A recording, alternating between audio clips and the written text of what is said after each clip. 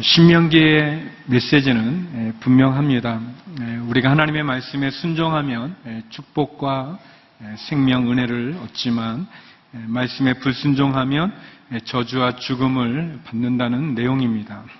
우리가 하나님을 사랑하고 그분의 길을 걸으며 그분의 명령과 규례와 율법을 지키면 우리에게 축복이 있지만, 그러나 하나님의 명령에 불순종하고 또 다른 신들을 섬기면, 죄악 가운데 거하면 심판과 고통이 있다는 그러한 내용입니다. 하나님은 모세를 통해서 이 분명한 메시지를 계속해서 선포하셨습니다. 이제 모세가 120살이 되고 그의 죽음이 가까워 왔을 때 하나님께서는 모세의 뒤를 이어 여호수아를 후계자로 세우십니다.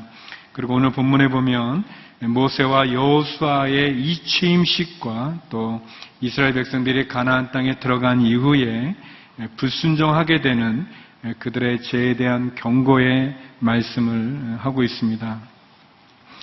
저는 신명기 31장과 또 32장을 통해서 하나님에 대한 세 가지의 모습을 여러분과 함께 나누고자 합니다. 먼저 우리가 31장에서 볼 수 있는 하나님의 모습은 함께 하시는 하나님의 모습입니다. 예전에 하나님께서 모세가 이스라엘 백성들을 출애굽시킨 이후 광야 40년이 되어져서 마무리되어지는 시점에 하나님께 간청하죠. 이 백성을 이끌고 요단강을 건너 가나안에 들어갈 수 있도록 허락해달라고 간청합니다. 그러나 하나님께서는 모세와 또 이스라엘 백성들이 지었던 불순종의 죄악으로 말미암아 모세가 요단강을 건너 가나안 땅에 들어가는 것을 거절하셨습니다. 우리 신명기 3장 25절 26절 말씀인데요, 같이 한번 읽어보겠습니다. 시작.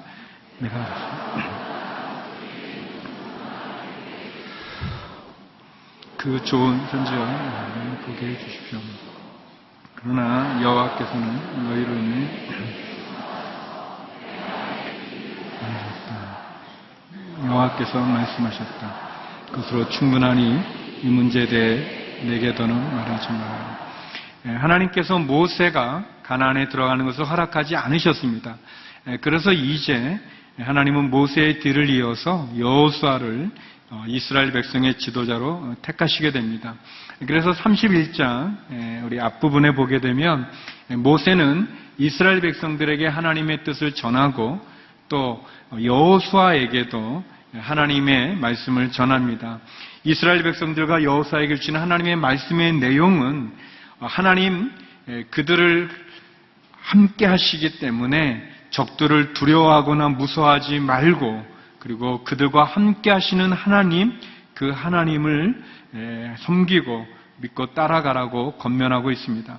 함께 하시는 하나님으로 인해서 가나안의 적들을 두려워하거나 무서워하지 말라고 권면합니다. 신명기 31장 6절과 8절인데요. 6절은 백성들에게 하는 모세의 이야기입니다. 우리 같이 한번 읽어볼까요? 6절 시작. 강하고 담대하라. 두려워하거나 무서워하지 말라. 그분께서는 너희와 함께 하실 하나님 여호와시니 그분이 너희를 떠나지도 버리지도 않으시겠다. 이제 모세가 여호수아에게 하는 이야기입니다. 8절입니다. 같이 읽겠습니다. 시작. 여호와께서 친히 내 앞서 가시고 너희와 함께 하실 것이며 너를 떠나지도 너를 버리지도 않으실 것이다. 두려워하지 말고 낙심하지 말라. 모세는 분명하게 선포합니다. 강하고 담대하라. 적들을 두려워하거나 무서워하지 마라. 하나님이 너희와 함께 하시는 분이시니 그분이 너희를 떠나지도 버리지도 않으실 것이다. 여호수아에게도 얘기합니다. 하나님이 친히 너의 앞서 가시는 분이다. 너와 함께하는 분이시니 너를 떠나지도 너를 버리지도 않으실 것이다. 두려워하지 말고 낙심하지 말라. 그렇게 이야기합니다. 하나님은 우리와 함께 하시는 분이십니다. 예수님을 통해서 하나님 우리에게 알려주신 이름이 있는데 임마누엘이라는 이름이 있습니다. 임마누엘은 하나님이 우리와 함께 하신다는 뜻입니다. 하나님은 우리와 함께 하십니다. 이스라엘 백성들과 여호수아에게 하신 말씀 그대로 하나님은 우리를 떠나지도 우리를 버리지도 않으시는 분이십니다. 그분은 우리의 친히 앞서 행하시는 분이시고 지켜주시는 분이시기 때문에 적들을 두려워하거나 낙심하지 말라고 말씀하십니다. 사랑하는 성도 여러분, 우리와 함께 하시는 하나님을 만나기를 주의 이름으로 축원합니다. 특별히 우리의 미래에 대해서 또 우리의 상황에 대해서 하나님 우리와 함께 하신다고 말씀하시기 때문에 함께 하시는 그분을 붙잡으시기 바랍니다. 하나님 계속해서 신명기에 모세를 통해서 주신 말씀은 우리가 하나님의 말씀에 순종하면 축복을 받고 하나님의 말씀에 불순종하면 심판을 받는다는 말씀입니다. 이 말은 정반대의 말인 것 같지만 사실은 하나입니다. 그것은 하나님 우리를 축복해 주기 원하시는 것입니다.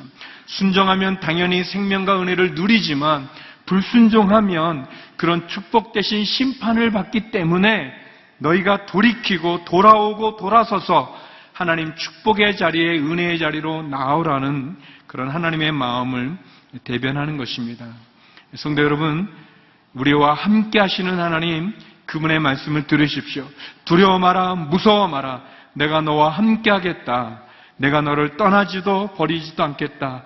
마음을 강하게 하고 담대하게 하라고 말씀하십니다. 이 하나님을 만나시기를 바랍니다. 두 번째는 오늘 본문에 보면 하나님께서 얼굴을 숨기시겠다고 말씀하십니다. 얼굴을 숨기시는 하나님의 모습입니다. 하나님 모세에게 얘기합니다. 너가 이제 죽을 날이 가까이 왔다. 여호수아와 함께 해막 앞으로 나오라고 얘기합니다. 120세의 모세에게 하나님은 그가 이제 세상에서의 삶을 마치고 그의 후계자로 여호수아를 선택하시고 그리고 모세와 여호수아의 이 취임식을 하고자 합니다. 성도 여러분, 시작이 있으면 끝이 있습니다. 처음이 있으면 나중이 있고 또 태어날 때가 있으면 죽을 때가 있습니다. 그 누구도 이 세상에서 평생을 살 수는 없습니다. 하나님이 우리를 부르시면 우리는 그분께 가야 합니다. 그러므로 하나님의 정하신 시간을 신뢰하십시오. 생명이 우리의 것이 아니라 하나님의 것이기 때문에 그렇습니다. 주신 분도 하나님이시고 거두신 분도 하나님이십니다. 그래서 우리는 우리의 마지막을 기억하고 생각할 필요가 있습니다. 그래서 이 세상이, 이 땅이 우리의 마지막까지 지켜줄 것이 아니라 우리의 소망을, 우리의 희망을, 우리의 마음을 저 천국 가운데, 하늘나라 가운데 소망을 두어야 될 것입니다. 모세에게 하나님 너의 끝을 이야기하고 모세의 끝을 이야기하고 여호수아를 하나님 부르심과 같이 이 세상에서 내가 아니면 안 된다는 생각을 우리는 내려놔야 될 것입니다. 주님이 부르면 우리는 가야 됩니다. 그래서 내 뒤를 이을 후계자를, 다른 사람을 우리는 염두에 두어야 될 것입니다. 그리고 모세가 그러했던 것처럼 나의 뒤를 이어갈 후계자, 그 후계자를 잘 세우고 격려하고 또 합력하여 선을 이루는 그러한 사역과 그러한 삶이 되어야 될 것입니다.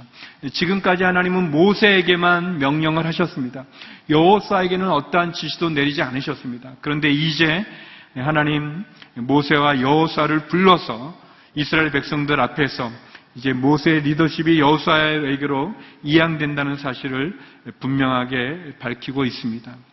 근데 하나님께서 이 모세와 여호수아에게 주신 말씀의 내용은 참 안타까운 내용입니다. 그것은 모세가 죽은 다음에 이스라엘 백성들이 가나안에 들어갔을 때 그들이 이방신들과 음란한 짓을 한다는 것입니다. 하나님을 떠나서 이방신을 섬기고 하나님을 버린다는 내용입니다. 하나님의 언약을 깨트릴 뿐만 아니라 그 심판하시는 하나님을 도리어 원망하고 하나님께 불평과 원인을 돌린다는 그러한 내용입니다. 그래서 하나님께서 이스라엘 백성들에게 그 얼굴을 숨기시겠다는 내용입니다. 우리에게 신명기 31장 16절에서 18절 말씀을 같이 한번 읽어보겠습니다. 함께 읽겠습니다. 시작. 그때 여호와께서 모세에게 말씀하셨습니다. 너희 선조들과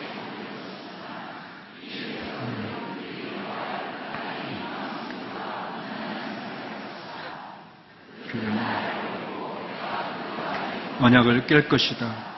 그날에 내가 그들에게 진노할 것이고 그들을 버릴 것이다. 내가 내 얼굴을 그들에게서 숨기고 그들을 멸망시킬 것이다. 많은 재앙들과 어려움이 그들에게 닥치며 그날에 그들이 우리 하나님이 우리와 함께 하시지 않아서 이런 재앙들이 우리에게 닥친 것이 아닌가 하고 물을 것이다. 그리고 나는 그날에 그들이 다른 신들에게 눈을 돌린 그들의 모든 악함으로 인해 내 얼굴을 숨길 것이다. 하나님께서 2번이나 얼굴을 숨기시겠다고 말씀하십니다. 하나님이 얼굴을 숨기신다는 말씀은 더 이상 이스라엘을 보호하지 않는다는 그런 뜻입니다. 하나님께서 그들을 심판하시겠다는 뜻입니다. 하나님을 반역하고 우상을 섬기는 이스라엘에게 하나님 벌을 내리시고 그들의 구원과 보호의 손길을 거두시겠다는 그런 뜻입니다. 하나님의 진노의 표현 중에 가장 고통스러운 것이 하나님이 숨으시겠다는 것입니다. 하나님이 그들을 내버려 두시겠다는 것입니다.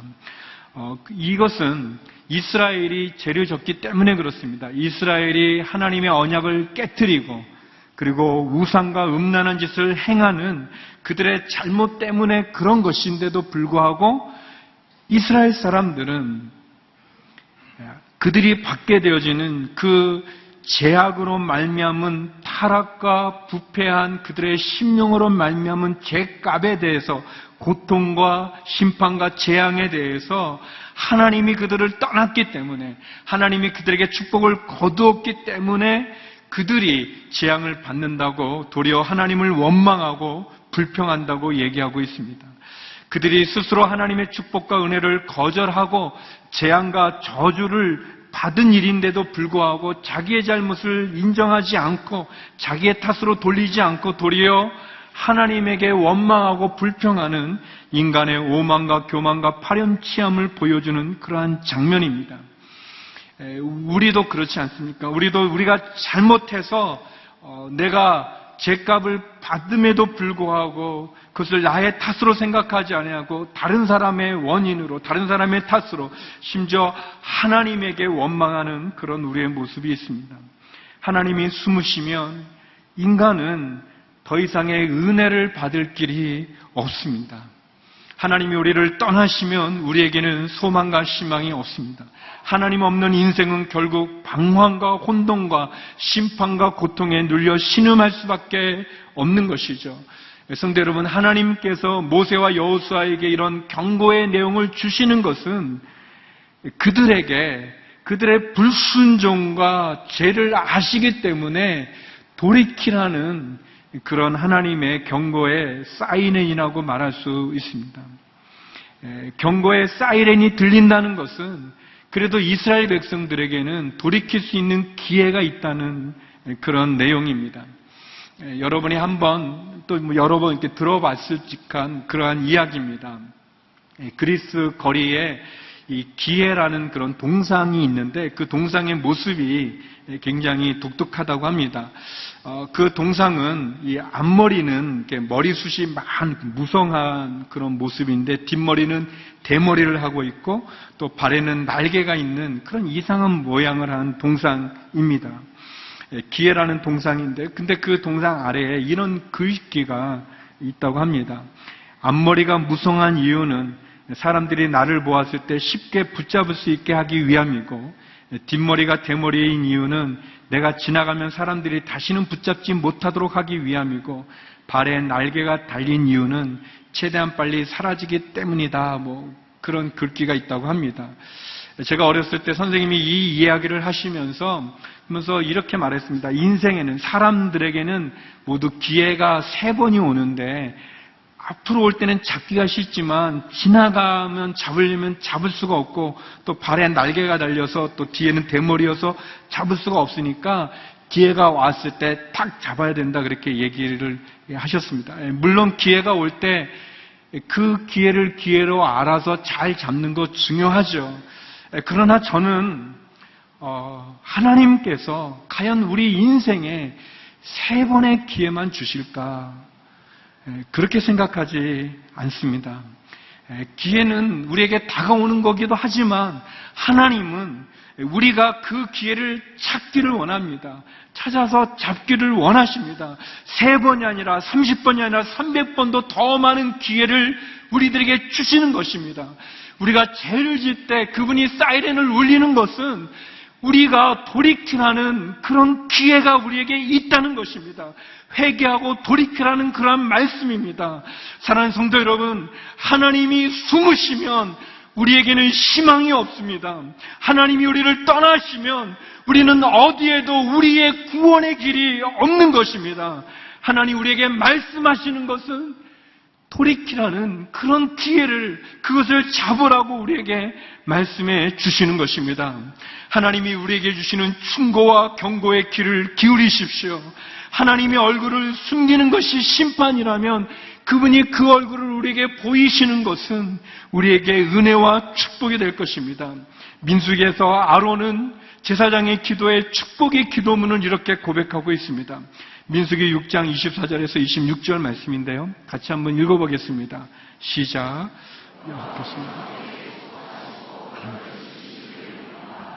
여호와께서 내게 은혜 베풀기를 원합니다.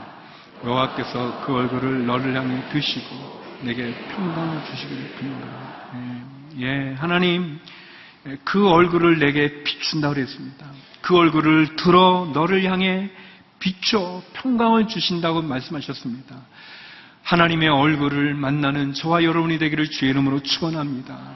그러나 죄를 지은 인간은 하나님 그 얼굴을 맞대어 대할 수가 없는 것입니다. 죄가 있기 때문에 그런 거죠. 그 얼굴을 만나는 게 얼마나 귀한 축복일까. 요즘은 그런 일이 없을 거예요. 군대에서 그런 일이 없는데, 제가 전방에 있는데 어머니가 이제 오시겠다고, 면회로 오시겠다고 편지를 해가지고 참 많이 기다렸습니다. 그리고 그 면회 나는 그 토일이 딱 됐는데, 근데 이제 고참이 이제 장난을 저한테 막 하시면서 이렇게 안 보내게 자꾸 일을 시키는 거예요. 그래서 그 일을 빨리 딱 끝냈더니 또 다른 일을 시키고, 제가 면회 가야 되는데 그랬더니 먼저 하라고.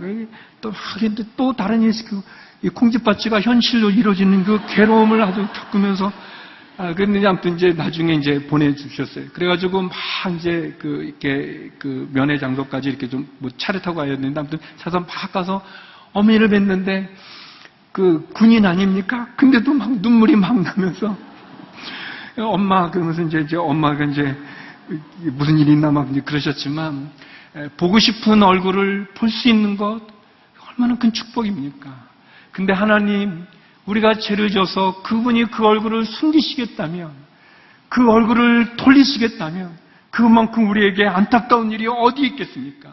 그러나 하나님 이 말씀을 하시는 것은 우리를 그렇게 심판하시겠다는 것이 아니라 사이렌을 울리는 거죠. 충고하는 거죠. 경고하는 거죠. 돌이키라고 얘기하는 것입니다. 우리가 죄악 가운데 있으면 하나님 그 얼굴을 숨기신다고 말씀했습니다. 죄 가운데서 하나님을 만날 수가 없습니다. 하나님 우리를 떠나면 우리는 살 수가 없는 것입니다. 우리의 영혼은 어디에도 희망을 갖지 못하는 것입니다. 그러므로 사랑하는 성도 여러분, 예수님을 바라보십시오. 하나님을 찾으십시오. 그리고 하나님이 주시는 그 사인을 통해서 우리의 죄의 길에서 돌이켜서 돌아서서 하나님께 나가는 저와 여러분이 되기를 주의 이름으로 축원합니다. 그리고 마지막 3번째는 눈동자처럼 지키시는 하나님의 모습을 우리에게 말씀해 주십니다. 모세는 31장에 이어서 32장에 하나님께서 주신 노래를 백성들에게 들려주고 있습니다. 32장의 내용은 보통 모세의 노래로 알려졌는데, 그 내용은 하나님이 얼마나 이스라엘 사람들을 사랑하시는지, 하나님이 성도들을 사랑하신지에 대한 노래와, 그러나 이스라엘 백성들이 그 사랑을 배반한 내용과, 그리고 모세의 죽음이 이렇게 첨가되어서 구성되어져 있습니다. 그러나 전반적인 모세의 노래 32장의 핵심적인 내용은 하나님께서 이스라엘 백성들을, 성도들을 눈동자같이 지키신다는 그러한 이야기입니다. 우리 신명기 32장 10절에서 11절의 말씀인데 우리 같이 한번 읽어보겠습니다. 시작. 그냥 있을 때 그분께서 항모하고 짐승의 소리가 들림돼서 야곱을 발견하셨다. 그분이 야곱을 방어해 주시고 여호와께서 그를 그분의 눈동자처럼 지키셨다. 그 사랑의 모습은 마치 독수리가 자기 둥지를 어지럽히고 자기 새끼를 맴돌다가 그 날개를 펴서 새끼들을 잡아 날개 끝에 얹는 것 같다. 모세는 하나님의 사랑이 광야에 있을 때 그들이 항무하고 짐승의 소리는 들리는 그곳에 있을 때 하나님 선택해 주셨다는 거예요. 택해 주셨고 그리고 보살펴 주시고 방어해 주시고 눈동자같이 지켜주실 뿐 아니라 마치 어미 독수리가 새끼 독수리를 둥지를 어지럽혀서 떨어뜨려서 그 새끼 독수리로 하여금 나는 법, 이 구말리 창공을 나는 독수리가 되도록 그 새끼 독수리를 떨어뜨려서 날게 하고, 그러나 새끼 독수리가 거의 죽게 되면은 그 날개를 펴서 그 새끼를 잡아 날개 끝에 얹는 것 같이 그렇게 비유하고 있습니다. 성도 여러분, 항구에 있는, 정박해 있는 배는 안전하죠. 그러나 배를 만든 사람이 항구에 정박하기 위해서 배를 만들지는 않습니다. 배는 바다를 향해 이렇게 항해할 때보다 정박해 있을 때가 훨씬 안전하지만, 그러나 항구를 떠나지 않는 배는 더 이상 배가 아니죠. 배는 비록 파도가 있고 풍랑이 있지만 바다를 향해하기 위해서, 일하기 위해서, 나아가기 위해서 존재하는 것입니다. 비행기도 역시 그렇죠. 활주로에 있는 비행기는 안전할지는 모르지만, 그러나 활주로에 그냥 있기 위해서 비행기를 만들지는 않습니다. 공기의 저항을 박차고 날아오라 목적지를 향해서 비행하기 위해서 그 비행기를 만들죠. 독수리가, 어미 독수리가 새끼 독수리의 그 둥지를 휘두르어서 어지럽혀서 그 새끼를 떨어뜨리는 것은 그 새끼를 미워해서가 아니라 그 새끼가 날아가야 하기 때문에, 그것을 가르치기 위해서, 그것을 배우기 위해서, 그리고 그가 얼마나 능력이 있는지를 깨우치기 위해서 그런 일을 하는 것입니다. 그러나 그 새끼 독수리가 죽게 되어질 때는 그 큰 날개를 펴서, 보통 이 어미 독수리의 날개가 1.5m에서 3.6m가 된다고 합니다. 펼치면 굉장히 큰 거죠. 그 큰 날개를 펴서 그 새끼를 그 날개에 얹는다고 했습니다. 사랑하는 성도 여러분, 하나님은 어떤 분이십니까? 눈동자같이 지키시는 분이십니다. 그분은 우리가 광야 가운데 있을 때, 항무한 곳에 있을 때, 짐승의 울음소리에 두려워 떨 때 우리를 선택하셨고, 우리를 사랑하셨고, 우리를 구원하여 주셨습니다. 그리고 혹시 우리가 둥지가 어지럽혀져서 우리가 추락하는 것 같은 고난이 있을지라도, 광야 가운데 있을지라도, 그것은 하나님 우리를 버리신 것이 아니라 우리를 훈련시키시면서, 연단시키시면서 우리가 얼마나 많은 능력이 있는지를, 그리고 하나님이 얼마나 귀한 분인지를 알려주시는, 그것을 우리에게 보여주시는 모습입니다. 모세는 말합니다. 하나님께서 눈동자같이 우리를 지키신다고 말씀하십니다. 눈동자같이 지키시는 그 하나님을 바라보시기를 주의 이름으로 축원합니다. 우리가 죽을 것 같은 그런 상황에 놓여 있을 때 결코 죽지 않는 하나님의 그 날개가 우리 가운데 있습니다. 하나님이 우리를 눈동자같이 지켜주신다고 얘기하십니다. 이 구절은 제가 참 부끄러운 고백이지만, 대학생 때 이렇게 자꾸 그 귀신이 저를 괴롭히고 힘들게 했던 그런 일이 있었습니다. 잠을 잘 때마다 힘든 어려움 속에 있을 때, 부끄러움 속에서 영적으로 이렇게 힘든 그 시기 가운데 있을 때 그 친구가 저한테 가르쳐 주신 하나님의 이름입니다. 하나님이 너를 눈동자같이 지켜주신다 했습니다. 이 구절을 얘기하면서 눈동자같이 지켜주시니 두려워하지 말라고, 무서워하지 말라고, 예수님의 이름으로 대적하라고 가르쳐 주었습니다. 그리고 저는 그 말씀을 믿었고, 나를 눈동자같이 지켜주시는 그 하나님이 나와 함께한다는 믿음 속에서 다가오는 귀신을, 사단을 예수님의 이름으로 쫓을 수 있었습니다. 나중에는 막 제가 더 막 이렇게 갖고 놓은 건 아니지만, 아무튼 그 귀신이 그 두려움 속에서 좌절하는 것이 아니라, 실패하는 것이 아니라 담대하게 예수 그리스도의 보혈 십자가의 능력으로 귀신을 제압하고 귀신을 쫓아내는 그러한 역사를, 그러한 은혜를 겪게 되었습니다. 사랑하는 성도 여러분, 두려워하지 마십시오. 하나님이 저와 여러분을 눈동자같이 지켜주신다고 그랬습니다. 그 새끼 독수리를 그 어미의 넓은 날개짓에 얹혀놓는 것처럼 하나님 그렇게 우리를 지키신다고 말씀하십니다. 모세는 31장과 32장을 통해서 우리와 함께 하시는 하나님, 우리가 죄를 짓 때 얼굴을 숨기시는 하나님, 눈동자처럼 지키시는 하나님을 고백했습니다. 하나님께서 우리에게 경고하신다면 그것은 우리에게 기회가 있다는 것입니다. 우리가 강야의 한복판에 있다면 그것은 우리를 연단하시고 도전하게 하시며 우리를 눈동자처럼 지키시겠다는 하나님의 사랑입니다. 그러므로 사랑하는 성도 여러분, 예수님을 바라보십시오. 하나님을 붙잡으십시오. 십자가를 바라보고 우리와 함께 하시고 경고하시고 우리를 도우시는 하나님으로 이 한 주간도 승리하는 저와 여러분이 되기를 주의 이름으로 축원합니다. 기도하시겠습니다. 거룩하신 아버지 하나님, 우리와 함께하여 주시고 우리가 죄악 가운데 있을 때 얼굴을 숨기시며 그렇지만 눈동자같이 우리를 지키시고 보호하시겠다고 경고하시는 그 사랑의 음성을, 그 사랑의 사인을 듣게 하시고 보게 하시고 깨닫게 하여 주셔서 이 한 주간도 주의 말씀 가운데 순종하며 승리하는 저희 모두가 되게 하여 주시옵소서. 예수님 이름으로 기도드립니다. 아멘. 우리 다 자리에서 일어나셔서 봉헌 찬양 올려드리겠습니다.